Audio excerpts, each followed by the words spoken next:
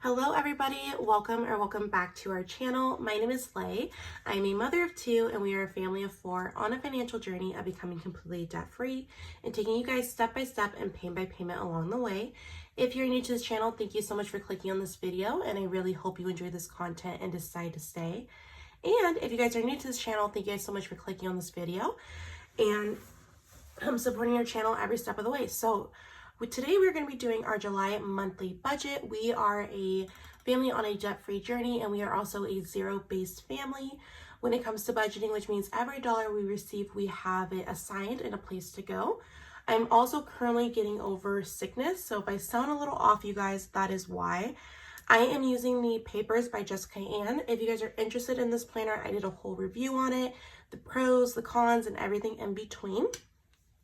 So without further ado, let's go ahead and get started. I just have to stand up for this part. How have you guys been? It's been such a long time. I think like 2 weeks since I filmed anything. But you know what? Sometimes it's good to take a break. Sometimes it's good just to rejuvenate yourself and come back better, especially, you know, when you can't talk. So this is what the monthly budget overview looks like. It is undated. Everything is ready for you to customize and personalize how you see fit. So let's go ahead and talk about the income. July's budget is going to be a little weird because June was a 3 payday month for us and August will be a 3 payday month for us, but July will not. So to kind of offset those 3 payday months, we have decided, my husband and I, that we would just put in a little bit extra work to get some additional income coming in. So for income, our household income,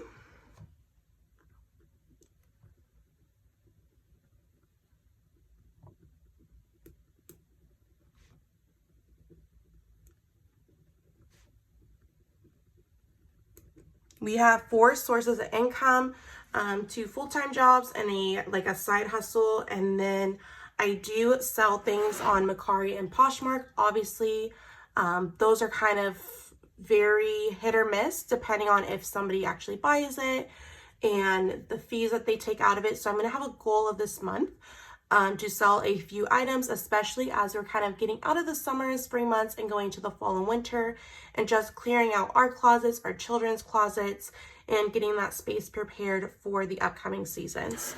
So we are working with income number 1, $3,050, $2,100, $1,500, and then my goal for Poshmark will be $120. And that is going to total out to be $6,770 for the month of July. Like I mentioned, I am pretty confident that this number will be a little bit more. So make sure that you guys stay tuned to our weekly budgets because that's when we go in and correct and fix things if the budget is higher or lower than anticipated. So for our bills, I always like to have mine sectioned out as bills/fixed expenses. Because her budget planner does not have it manually sectioned out for you, you will have to do that. But I don't see it as like that big of a deal to do it. So it doesn't truly bother me, but I know some people it might. So I just like to call that out.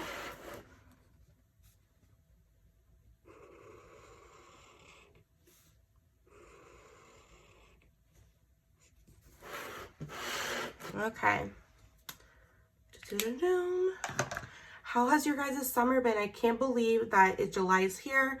We're halfway through 2023. I definitely need to do like another debt update because a lot of things have been happening and I don't know. Those videos are a lot harder for me to make because I have to go through each one and figure out like the payoff plan of them, but I will definitely do that if that's what you're interested in.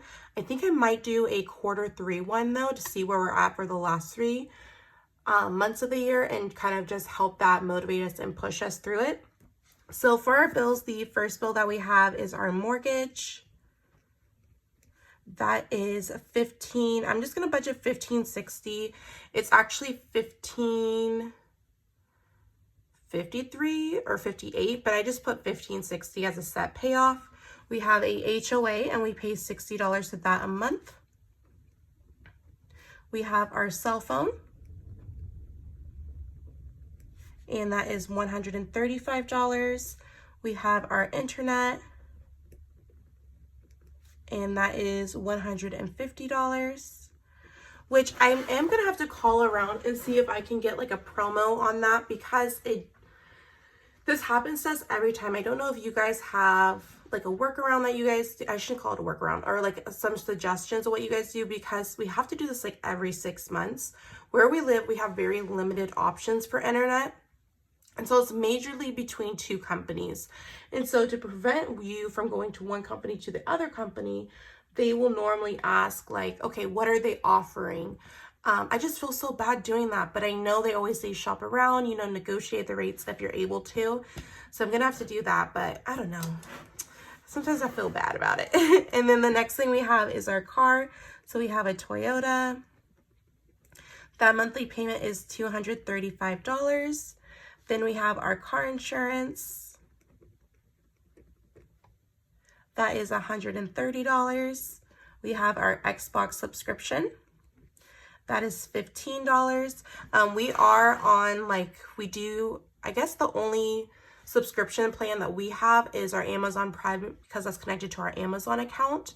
But everything else, like Disney Plus and our Hulu and all of that, it's already taken care of. So the Xbox subscription, from my understanding, is how we're able to view it. And so that's kind of like the internet tab. I know some of you guys were saying to get like Roku sticks, I believe it was. And I am thinking about getting that for the other TVs. Since we don't have TVs in our bedrooms, I'm really trying to only have TVs in the main living spaces. So we have that. So what I like to do when I do my budget is I like to separate our bills versus our debt repayment bills. Now, of course, they're all bills, so they'll be in the same section, but I like to separate them because I feel like it helps motivate me when it comes to our debt payoff, and thinking to myself, hey, Lay, if we pay these off, you know, these would be the only bills that you guys truly have to pay. I mean, of course, the car's in there, so I guess that should have been added to the second section, but you guys get the point. So for credit cards, we have 5 credit cards we are working with.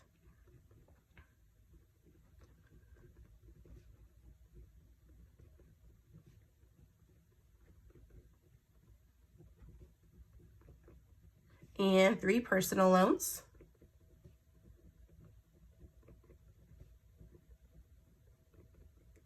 Okay, and we are doing, let me go ahead and leave a little note.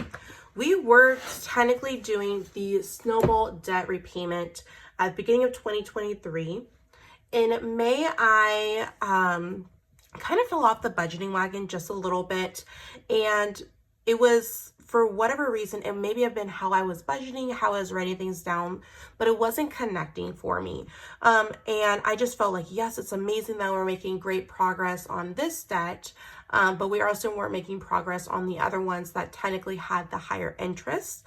So I'm going to try something out. I mean, the key is at least things are getting paid off. So that's what I'm reminding myself each time, is that no matter how your debt payoff is, whichever route you'd like to go, they're still getting paid off. So definitely, if you're kind of in the same boat as I am, give yourself grace. You're still paying off debt. And if you want to change your debt payoff method, that is totally okay. Do what works best for you and your family when it comes to paying off debt. And everybody's going to have different options and opinions. But the key is whatever is going to help you stay motivated along it for the longest time. So for the balances, I'll just go ahead and write what we're going to be paying for in the month of July, because this $2,100 is the side hustle / part-time. So this is an actual additional income than what we were receiving previously. I think this is only like the second month of us receiving it. But like I mentioned, I do have a feeling it's going to be a little bit more just because of how the paydays get cut off. But we'll be doing our weekly budgets to kind of reiterate that a little later in the month. So for credit card 1, we're going to be putting $500 to it. Credit card 2, $84, $88, $203, $68, and then for personal loans, $101, $89, and $600. If you guys have been following along our debt payoff journeys, you guys know these are not our minimums. I will highlight the ones that we're putting extra towards, which is this one, and that one. So that is because this credit card is almost paid off, and I would just rather put a bigger payment to it, and then our rollover from the month should get that card paid off by the end of July. This one, we are doubling the payments because that will be the next one that we're going to be focusing on. And then this personal loan, its original payment is $211. So we'll just be making a principal payment for the $389. So for our total bills and fixed expenses,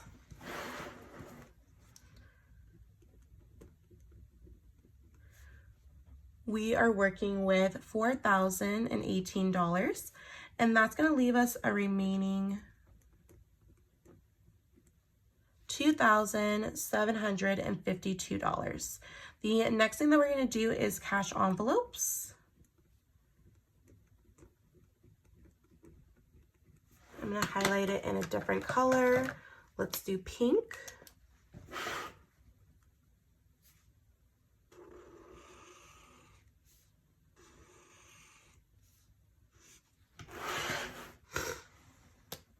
We are a cash envelope user family, which means that we use physical cash for our day-to-day expenses. So think of your gas, groceries, eating out, household, all of that good stuff.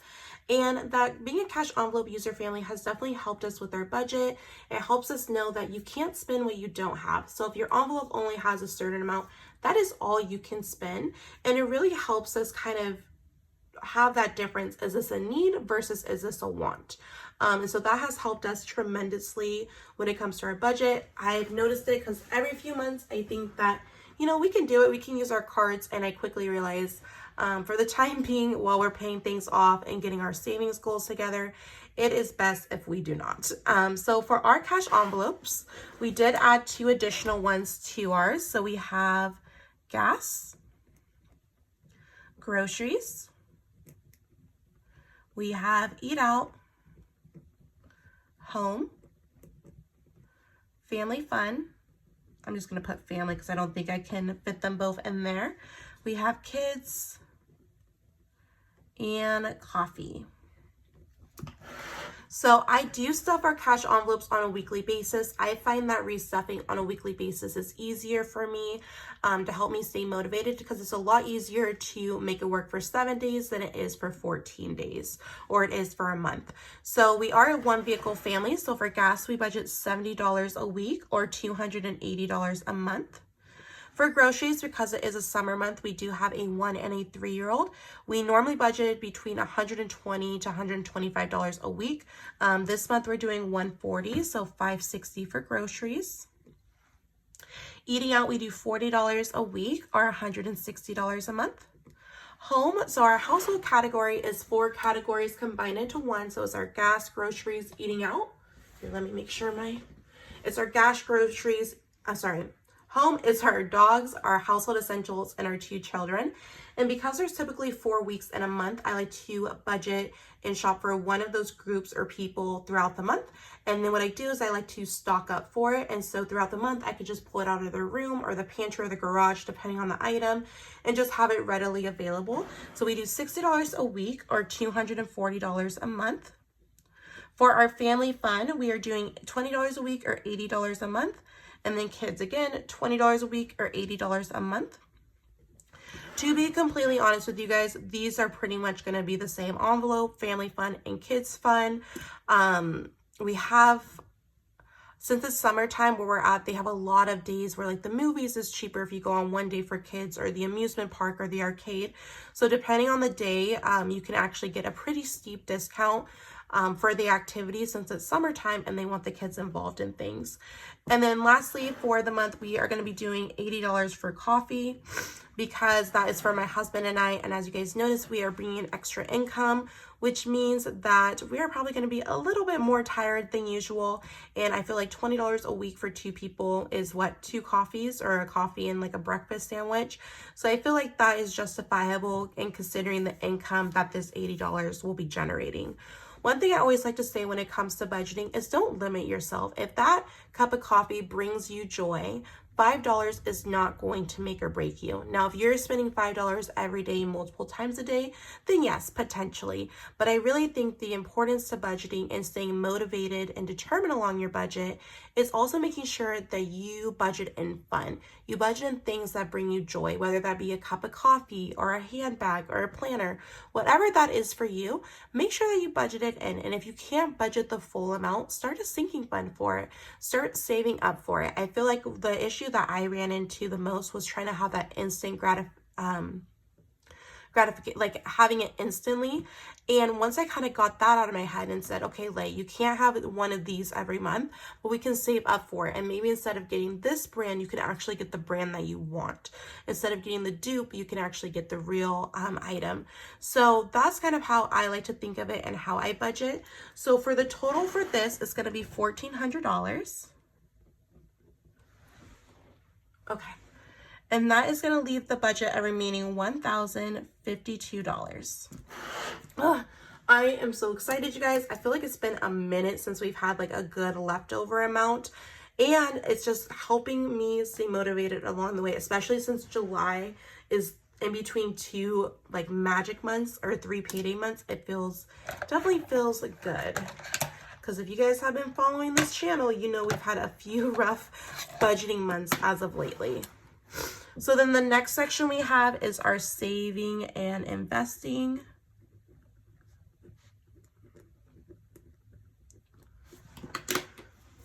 So let me go ahead and do this.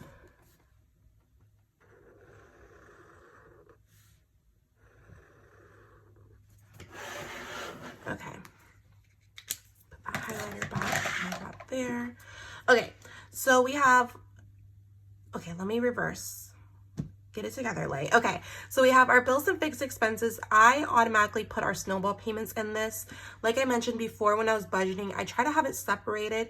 You can do your budget however you see fit, if you'd like to have it included in your minimum payments or outside of it. For me, this just lets me know, okay, for credit card 1, I'm putting $500 to it. Credit card 4 is getting the $203, and then personal loan 3 is getting $600. It's just easier for my brain to register it like that rather than separating it. What works for you works for you. So for savings and investing, this income up here already has a 401k being taken out of it and an HSA. So our investing is currently done. Right now we are just contributing to our Roth, our 401k, and our HSA to the amount that they match. Obviously your Roth, they can't match that one. So we're just going up to the $6,500. I did see Penny is Not Perfection also has like a savings tracker that she does to help her get to her Roth IRA goal of $6,500. So I'm thinking I might start implementing that to kind of show you guys and help keep me motivated along the way as well. But for our savings, we're gonna put $1,000 into our emergency fund. And then our sinking funds, we're gonna do the $352. I'm not going to pre-assign the $352 quite yet because I don't know what we're mostly focused on. I do know we're redoing our playroom in our home. So we have a family room and a living room. And so we took out the family room to put in a playroom. So I'm thinking that will go to the playroom, but I just want to leave it unassigned at the moment in case we want to throw it towards birthdays or holidays or if something comes up. But this is what our July budget is looking like. So for our income, we are anticipating bringing in a minimum of $6,770. Like I mentioned, I have a feeling that these two will be more, but definitely stay tuned in our weekly budgets as we break down what bills we pay with what paychecks and if this income is higher or lower than anticipated. For our bills and fixed expenses, including our snowball payments, that comes out to $4,018, leaving us a remaining $2,752. For our cash envelopes, we have gas, groceries, eating out, home, family, kids, and coffee, totaling $1,400 for the month, and then leaving us a remaining $1,352. For our savings and investing, our 401k and HSA is automatically deducted from our income because these are post-tax numbers. So we're going to be throwing $1,000 into our emergency and $352 into our sinking funds. Right now, we're just going to leave that unassigned because I don't know if we're going to want to put that towards the playroom or towards some of our sinking fund cash envelopes. So that is going to be it for our monthly budget for the month of July. If you guys enjoy budgeting, cash stuffing, plan with me, debt and savings updates, please let me know in the comments. Also, were you guys interested in those debt savings updates as far as like our total debt and how much we paid off? Please let me know. I can definitely start implementing that back into it. Especially when it comes to YouTubing, we're always trying to find like that perfect medium of what content you guys do and don't like. So please let me know on what you guys would like to see, because I definitely want to ensure that I'm putting that out for you. As always, you guys, if you guys are on a financial journey as well, please let me know in the comments. I'd love to support you and your channel. I'll talk to you guys later. Bye.